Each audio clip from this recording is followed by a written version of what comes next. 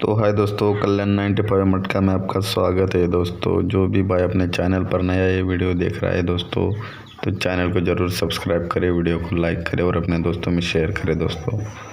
तो दोस्तों आज की डेट 24 जुलाई 2020, कल्याण बाज़ार तो जो कि अपना 3 दिन से ओपन क्लोज फेल हो रहा था, क्योंकि वो बार बार एक ही ओपन एक ही जोड़ी उसी की फैमिली रिपीट कर रहा था दोस्तों। तो उसी वजह से अपना ओपन 3 दिन फेल रहा।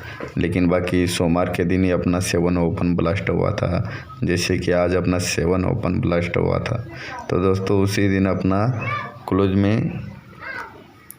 1 ब्लास्ट हुआ था 128 पत्ते के साथ सोमवार के दिन को। तो आज दोस्तों ये पत्ते देखो और क्लोज देखो, सिंगल मतलब सिंगल है दोस्तों। तो उसी दिन की तरह आज भी 7 के बाद क्लोज लगेगा 1 या 6, तो आपको क्लोज दबा के खेल लेना है दोस्तों। और जो सिंगल पत्ती है अपनी 5 डबल 8 डबलिंग पत्ती है दोस्तों, ध्यान रखिए। तो ये पत्ते को भी दबा के खेले दोस्तों, साथ में इसकी फैमिली भी खेले दोस्तों। मिस मत करो चांस, बहुत तगड़ा गेम है दोस्तों। आज क्लोज ब्लास्ट होगा या तो जोड़ी ब्लास्ट होगी।